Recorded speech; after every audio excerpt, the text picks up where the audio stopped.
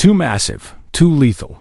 The human warship every empire tried to outlaw the galaxy had known peace for 10,000 years. And the elder species intended to keep it that way, no matter what it cost the younger races who came after them. In the year 2847, humanity had been part of the Galactic Concord for 3 centuries, and in all that time, they had never been treated as equals. They had been treated as children, as pets, as amusing little creatures who had somehow stumbled into the stars without understanding what they had found there. The Concord consisted of 12 elder species, ancient civilizations that had mastered space travel when humans were still living in caves and hunting with sharpened sticks. These mighty empires had built a peace based on mutual fear, on the understanding that any war between them would destroy everything they had built. They created treaties to limit weapons, to restrict the size of warships, to ensure that no single species could ever threaten the others. And when humanity arrived, small and confused and eager to join the galactic community, the elder species looked at them and saw nothing worth fearing. They come from a small world, the Valhari matriarch had said when humanity first petitioned for membership. Her ancient eyes studying the human ambassadors with something between amusement and pity. A world with crushing gravity and a violent star. They are short-lived, fragile, and their civilization is barely 10,000 years old. Let them join as a cradle species, and perhaps in another 1,000,000 years, they will mature into something worthy of respect. And so humanity was admitted to the Concord as a cradle species, a polite term that meant they were considered too young, too weak, and too insignificant to matter in galactic affairs. For 300 years, humans endured this treatment. They were given the worst colony worlds, barren rocks, and frozen moons that no other species wanted. They were forced to accept trade agreements that favored the elder species in every way. They were excluded from the Security Council, where the real decisions were made. When humans complained, the elder species smiled and told them to be patient. When humans demanded fair treatment, they were reminded of their place. When humans asked to participate in weapons treaties, they were told that children should not play with such dangerous things. The elder species did not understand what they were dealing with, because they had never visited Earth, never studied its history, never learned what it took to survive on that brutal world. They did not know that Earth was what scientists called a death world, a planet where everything seemed designed to kill any creature foolish enough to evolve there. They did not know about the asteroid impacts, the ice ages, the supervolcanoes, the predators, the diseases, the endless parade of extinction events that had shaped human evolution. They saw humans as soft and slow because humans were dense and heavy compared to species that had evolved in lower gravity. They did not understand that this density came from bones that had grown strong to resist crushing weight, from muscles that had developed to fight against a planet that never stopped trying to pull them down. They thought humans were primitive because human civilization was young. They did not understand that humanity had packed more wars, more disasters, more near extinctions into their brief history than most species experienced in 1,000,000 years. The elder species had forgotten what it meant to fight for survival, but humanity had never known anything else. This misunderstanding would prove to be the greatest mistake the Galactic Concord ever made. The Vreth Dominion existed outside the Concord, a collection of raiders and slavers who preyed on the edges of civilized space. The elder species considered them a nuisance, nothing more, and they dealt with Vreth attacks through diplomacy and occasional shows of force. When the Vreth began probing Concord borders more aggressively, the Security Council discussed the matter and decided that a strongly worded message would be sufficient. After all, the Vreth had never dared to attack a major colony, and surely they understood the consequences of angering the Concord. The Vreth did not attack a major colony. Instead, they attacked New Helsinki, a small human settlement on the edge of Concord space. A world of 14 million people, who had built farms and cities and schools and hospitals on a planet that nobody else had wanted. The attack came without warning on a bright spring morning, when children were walking to school and farmers were tending their crops and families were sitting down to breakfast together. The Vreth fleet appeared in orbit and began firing, not to conquer, not to enslave, but simply to destroy. They turned their weapons on the cities and the farms and the schools, and they did not stop until the entire surface of New Helsinki was burning glass. 14 million human beings died in 6 hours, and when the Vreth fleet departed, they broadcast a message to the rest of the galaxy. The weak species should remember their place. This is what happens to those who forget. The Galactic Concord responded with outrage. The Security Council passed 17 resolutions condemning the attack. The elder species offered their condolences and promised that diplomatic efforts would bring the Vreth to justice. Humanity said nothing. In the halls of the United Human Government, there were no speeches, no declarations, no demands for revenge. There was only silence, and in that silence, decisions were made. Deep in the asteroid belts of Sol, in shipyards that had been built in secret over decades, construction began on something the galaxy had never seen. Human engineers worked around the clock. Human factories produced materials at impossible rates. Human scientists solved problems that the elder species had declared unsolvable.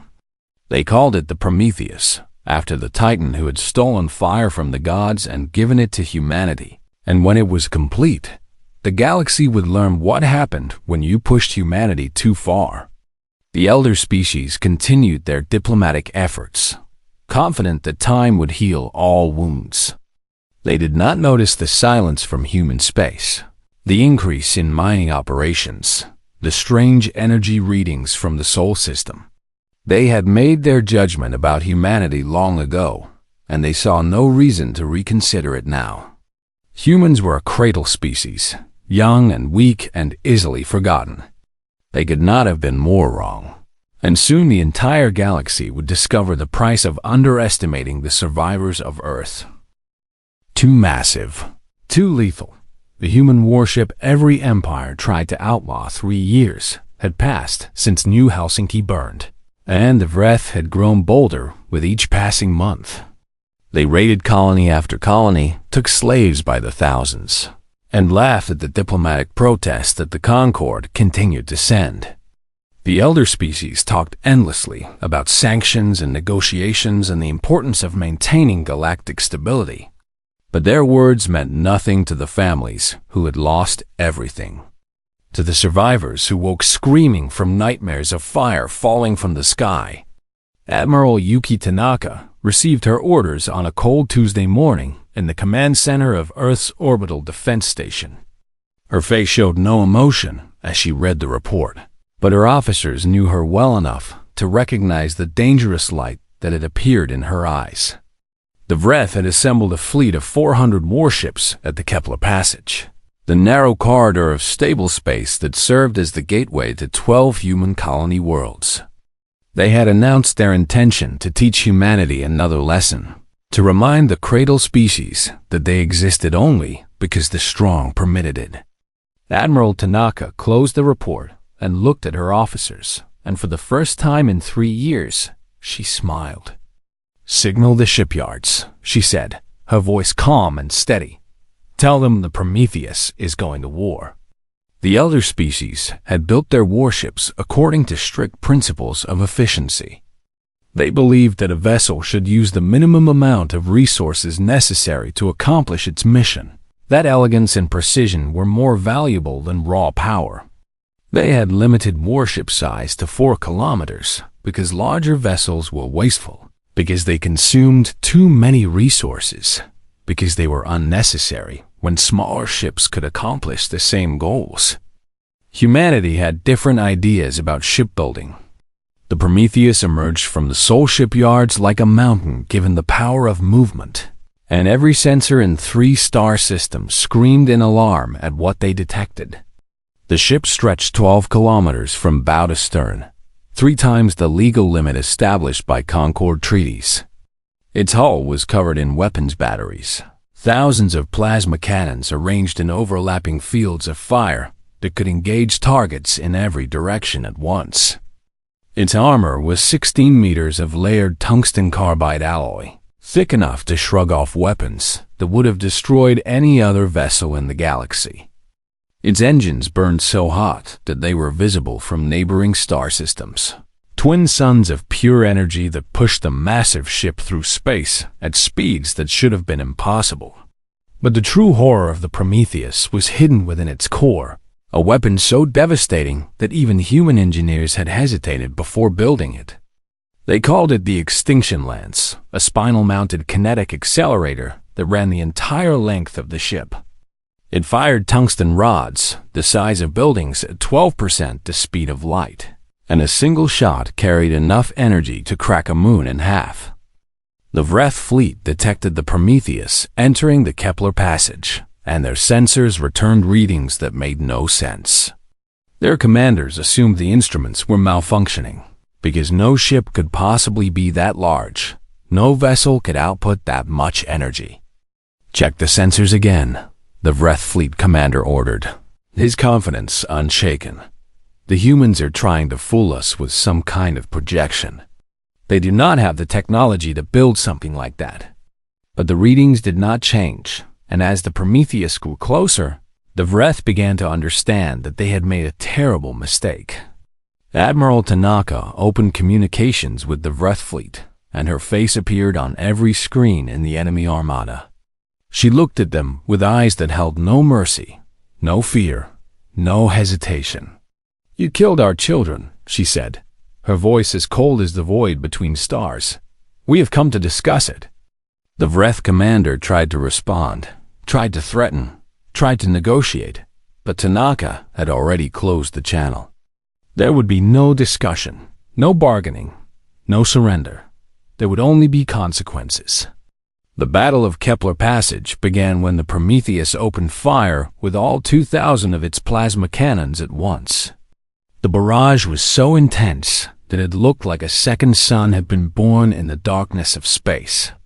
Vreth ships exploded by the dozen, their shields overwhelmed in seconds, their hulls torn apart by weapons fire that never seemed to stop. The survivors tried to return fire, but their weapons splashed harmlessly against the Prometheus's armor, leaving nothing but scorch marks that the ship's repair systems erased almost instantly. The Vreth fleet commander ordered a concentrated assault, believing that even the massive human vessel could not survive if every ship fired at once. 300 warships turned their weapons on the Prometheus and unleashed everything they had.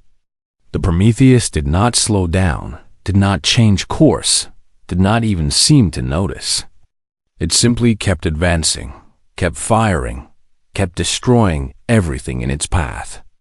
Then Admiral Tanaka gave the order that would haunt Vreth nightmares for generations. "Fire the Extinction Lance." The weapon discharged with a flash of light so bright that it temporarily blinded sensors across the entire star system.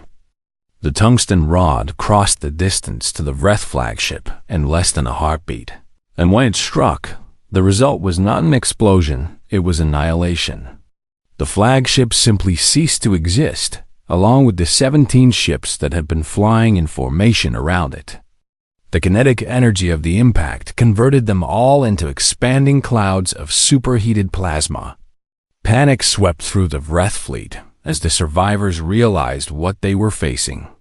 This was not a warship, this was a force of nature, an engine of destruction that they had no hope of stopping. Some tried to flee, engaging their faster-than-light drives in desperate attempts to escape. The Prometheus shot them down before they could complete their jumps. Some tried to surrender, broadcasting pleas for mercy on all frequencies. Admiral Tanaka remembered the broadcasts from New Helsinki, the calls for help that had gone unanswered, the screams of 14 million people dying, and she ordered her crew to continue firing. The Battle of Kepler Passage lasted 11 minutes from the first shot to the last. When it was over, 340 Vreth warships had been destroyed, and the remaining 60 had been so badly damaged that they would never fight again. The Prometheus had lost nothing, not a single crew member, not a single weapon, not even a single piece of armor plating. Admiral Tanaka stood on her bridge and looked at the wreckage of the fleet that had thought humanity was weak, and she allowed herself a moment of grim satisfaction before turning to her communications officer. "Open a channel to the Vreth Dominion," she commanded, "and to every government in the galaxy. I want everyone to hear this." When the channel was open, she spoke words that would echo through history. "This is Admiral Yuki Tanaka of the United Human Navy. The debt for New Helsinki has been paid in part, but we have long memories and patient hearts.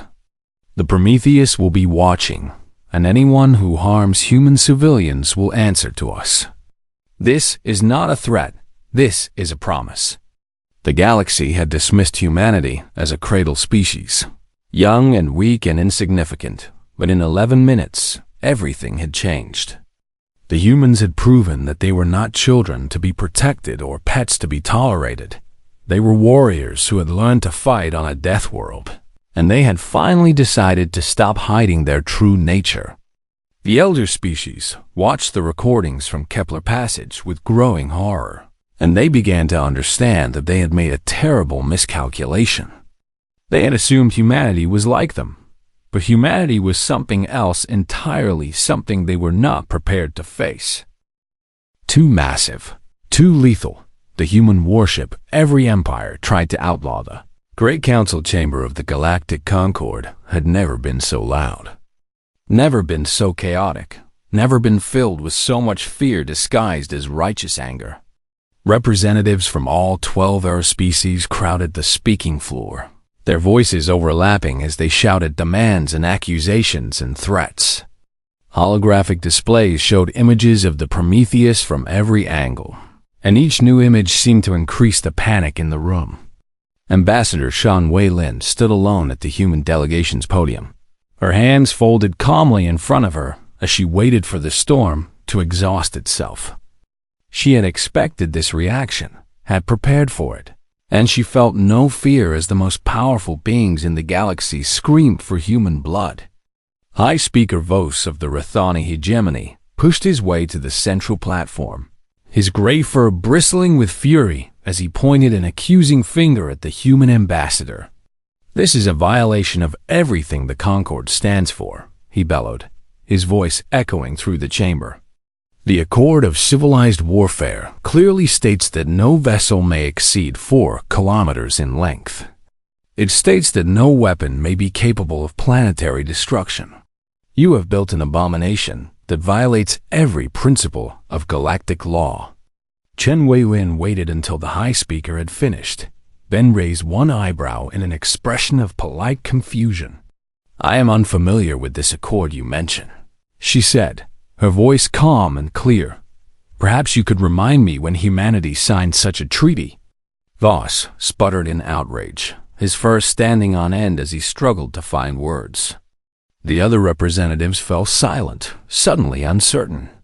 "The Accord of Civilized Warfare was established 8,000 years ago," Chen continued, "long before humanity reached the stars. When we petitioned to participate in weapons negotiations, we were told that cradle species should not involve themselves in such matters. We were excluded from every discussion, every negotiation, every treaty that limited military development."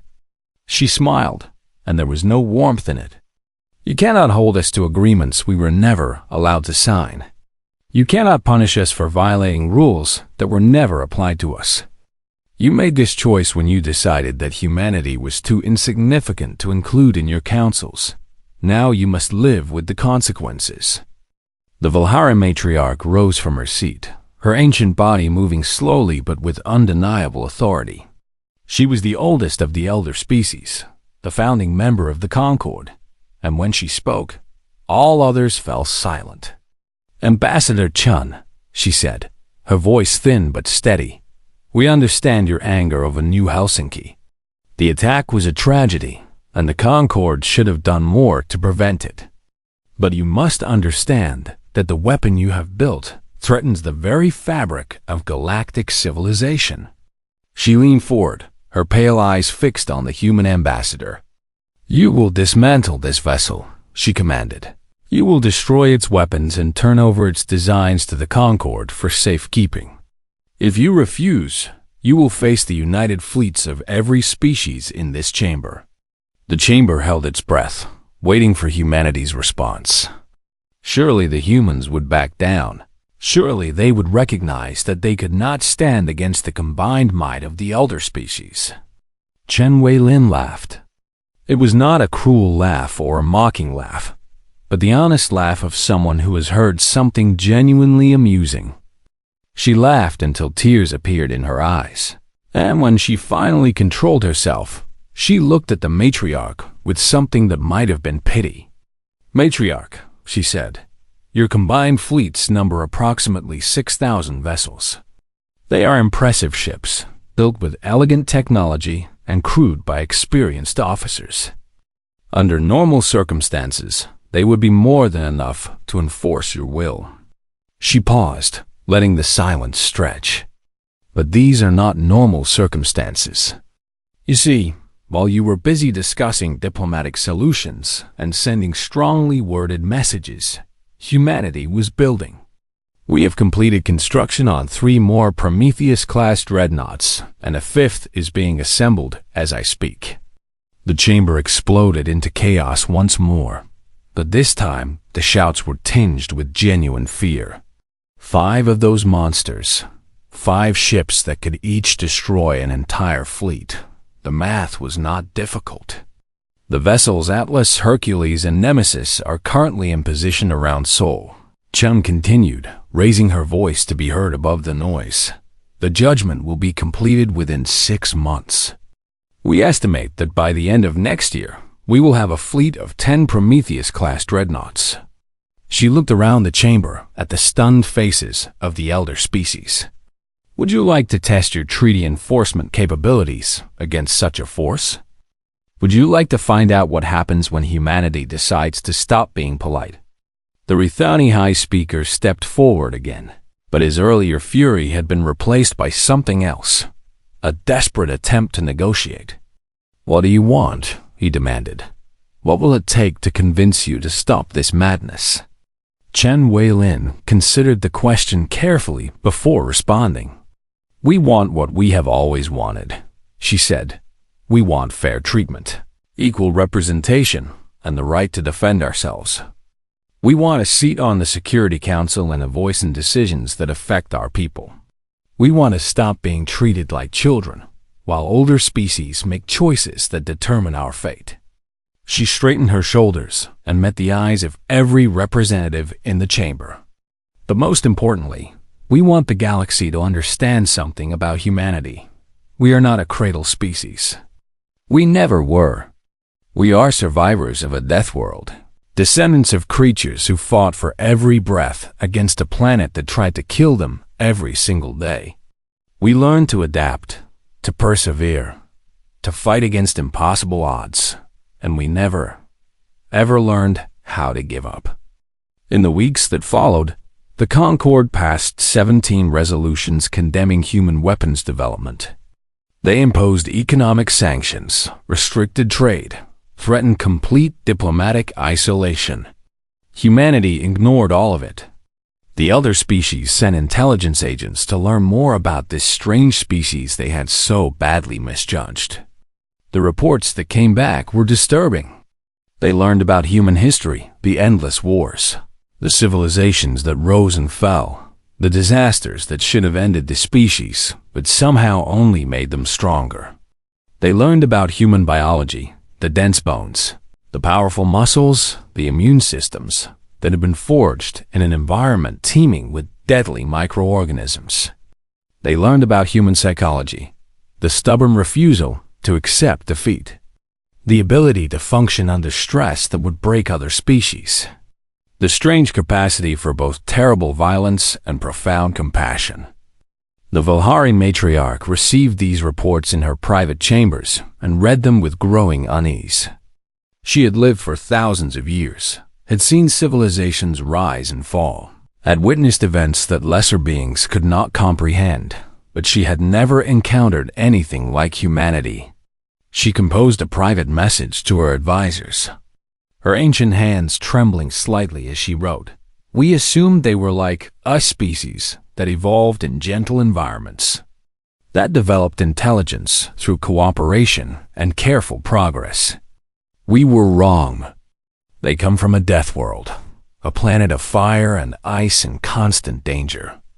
They are not a cradle species. They are survivors of a crucible that we cannot imagine, and I fear we have made them our enemies through our own arrogance."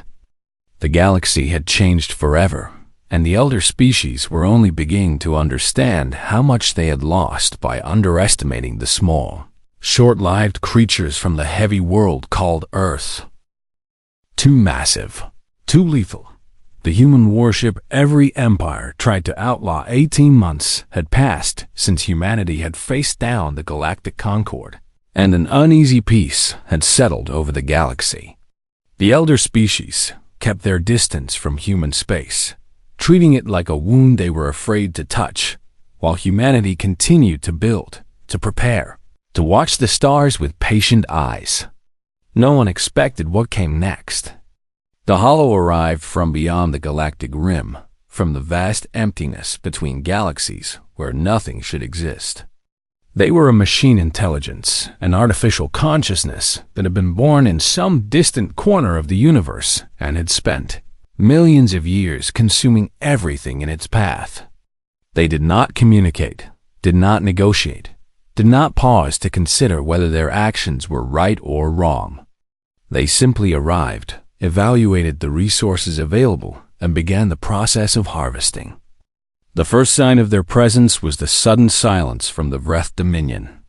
One day, Vreth ships were raiding border worlds as they had always done. The next day, there was nothing, no communications, no sensor readings, no evidence that the Vreth had ever existed at all. Scout ships sent to investigate found only debris fields and dead worlds. Whatever had attacked the Vreth had been thorough, efficient, and utterly without mercy. Then the Hollow Vanguard appeared at the edge of Concord space, and the galaxy finally understood the scale of the threat it faced. 200,000 vessels emerged from faster-than-light travel in perfect formation, each one a geometric shape of black metal and pulsing energy. They ranged in size from small hunter-killer drones to massive harvester ships that dwarfed even the Prometheus. Behind them, sensors detected millions more, an endless swarm that stretched back toward the galactic rim. The Hollow did not announce themselves or make demands. They simply began advancing toward the nearest inhabited world, the Rithani colony of Bright Harbor. High Speaker Voss ordered the entire Rithani defense fleet to intercept 800 warships crewed by the finest officers in the hegemony, vessels that had maintained peace for thousands of years. The battle lasted less than 2 hours. The Hollow overwhelmed the Rithani ships with sheer numbers, surrounding each vessel and tearing it apart with concentrated weapons fire. When the last Rithani ship exploded, the Hollow continued their advance as if nothing had happened. Bright Harbor fell within a day. 6 billion Rithani civilians were processed, broken down into raw materials that the Hollow would use to build more ships, more drones, more harvesters. Nothing was wasted, nothing was spared. Panic swept through the Concord as the elder species realized what they were facing. They had built their civilization on the assumption that rational beings could always find a way to coexist, that diplomacy and trade could solve any conflict, but the Hollow were not rational beings. Were not beings at all in any sense the elder species understood. Emergency councils were held, alliances were proposed, fleets were mobilized, but nothing seemed to work. The Hollow simply had too many ships, too much coordination, too little concern for losses. Within 3 weeks, the Rithani hegemony had lost a third of its territory. The Volhari had abandoned their outer colonies. 4 minor species had been completely eliminated. Their homeworlds reduced the resource deposits for the endless machine swarm. High Speaker Voss sat alone in his private chambers, watching the reports of destruction scroll across his screens. His fur had turned gray with stress, his eyes were hollow from lack of sleep, and his hands shook as he reached for his communications console. He had sworn that he would never do this, had promised himself that the Rethani would handle their own affairs without begging for help. But pride meant nothing when his people were dying, when his entire civilization faced extinction. He opened a channel to Seoul and waited for a human face to appear on his screen. Admiral Yuki Tanaka looked at him with an expression he could not read. She had been promoted to fleet commander after Kepler Passage, and she now controlled every human warship in existence.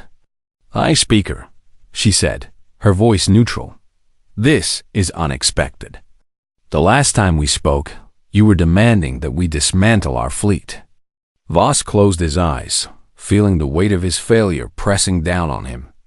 "I was wrong," he said, forcing the words out through a throat tight with shame. "We were all wrong.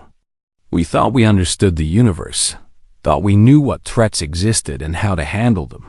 But we were arrogant, blind, foolish." He opened his eyes and looked directly at the human commander. "Please," he said, the word feeling strange in his mouth. "We beg you. Help us." Tanaka was silent for a long moment, and Voss felt his hope draining away. Why would the humans help? The Concord had treated them like animals, had excluded them, had threatened to destroy them. Why would they lift a finger to save species that had shown them nothing but contempt? "Admiral," one of Tanaka's officers said quietly, "the Hollow Fleet is moving toward the Volhari homeworld. If we intervene, we would be exposing our own territory." Tanaka nodded slowly, her eyes still fixed on the broken figure of High Speaker Voss. "All Prometheus-class vessels," she said, her voice firm with decision. "Set course for the Rethani border. We leave in 6 hours." Voss stared at her in disbelief. "Why?" he asked. "After everything we have done to you? After all the insults and the threats and the years of mistreatment, why would you help us?" Tanaka stood and walked to the window of her command center, looking out at the stars that humanity had finally claimed as their own. "Because that is the difference between us and you," she said, her voice soft but steady. "You would have let us burn. You did let us burn when the Vreth attacked New Helsinki, and you offered nothing but words and empty promises. We will not do the same." She turned back to face the screen.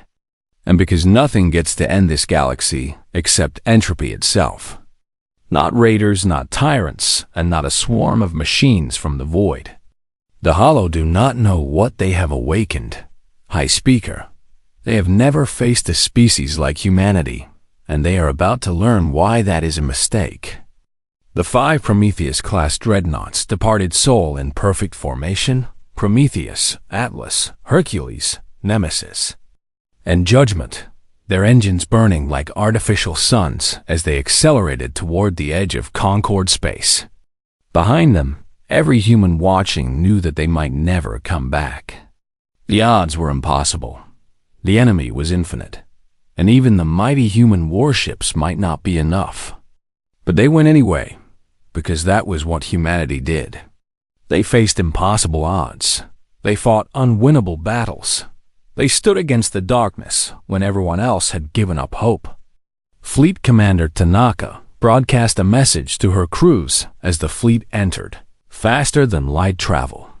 "We are not going to save the galaxy because we owe it anything. We are going because someone has to, and because humanity has never been very good at standing by while others suffer. Whatever happens in the hours ahead, know that you are the best of us and make them remember why Earth was called a death world." 200,000 hollow drones waited at the Veil Nebula, and 5 human ships were coming to meet them. Too massive, too lethal. The human warship every empire tried to outlaw. The Veil Nebula stretched across space like a curtain of glowing gas and dying stars. And within its swirling clouds, 200,000 hollow drones waited in perfect formation.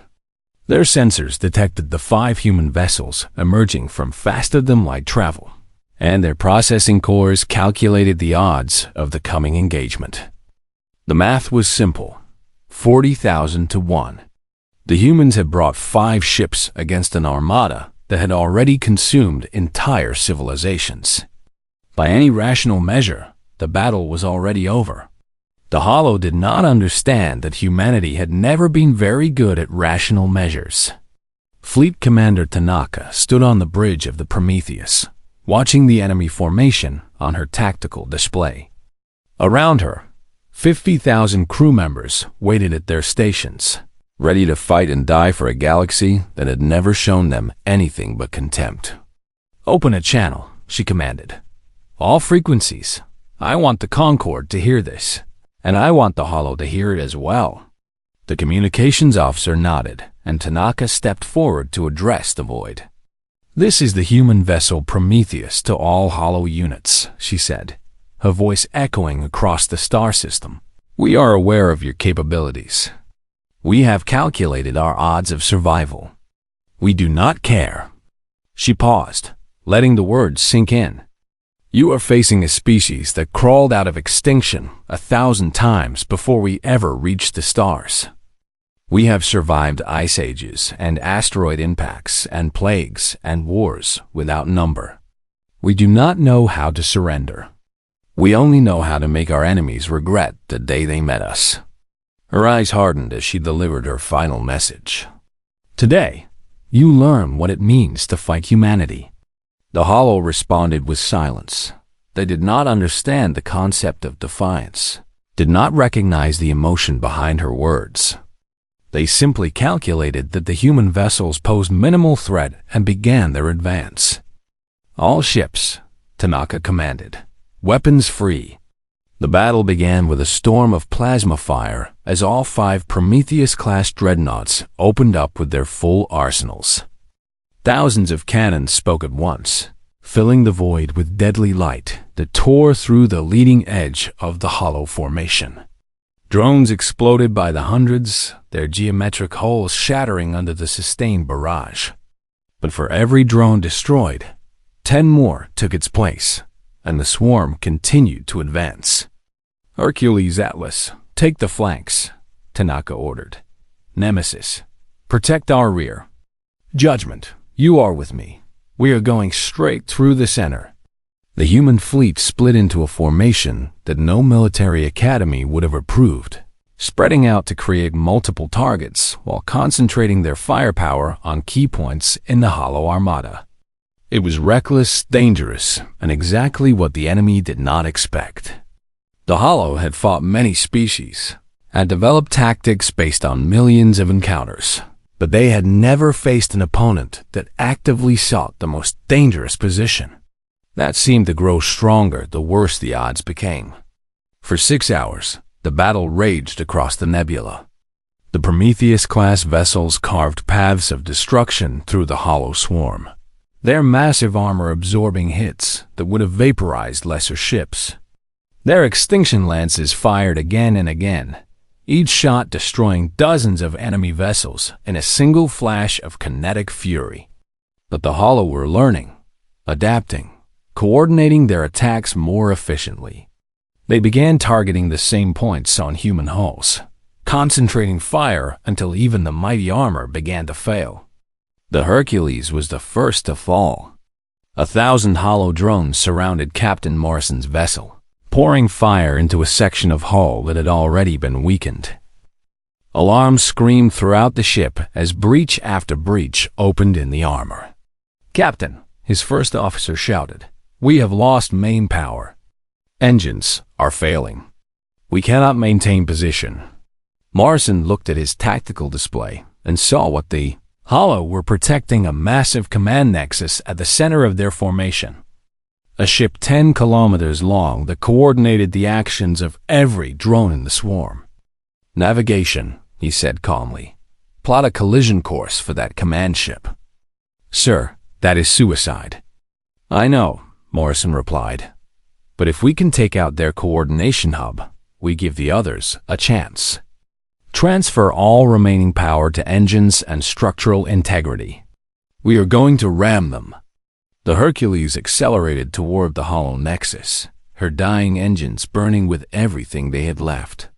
Drones swarmed around her, trying to destroy her before she could complete her final mission, but the great ship refused to die.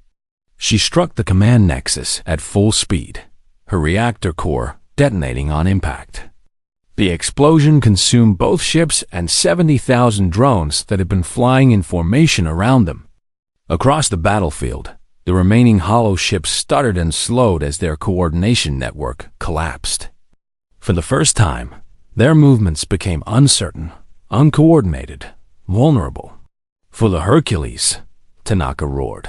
"All ships, press the attack." The tide of battle began to turn. The surviving Concorde fleets, watching from the rear lines where they had expected to witness humanity's defeat, suddenly found themselves facing a choice. They could flee, saving themselves while the humans died, or they could join the fight and risk everything. To their credit, they chose to fight. Hundreds of Concorde vessels surged forward, adding their firepower to the human assault. Valhari cruisers and Rithani destroyers fought side by side with human dreadnoughts, united against a common enemy for the first time in history. The battle lasted for 19 hours, and the cost was terrible. The judgment fell defending a group of damaged Concorde ships, her crew fighting to the last breath.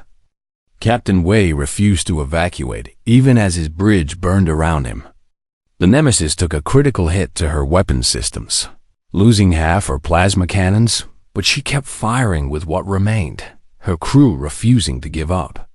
When the extinction lances fired in synchronized volleys, they punched holes through hollow motherships that had been devouring civilizations for millions of years.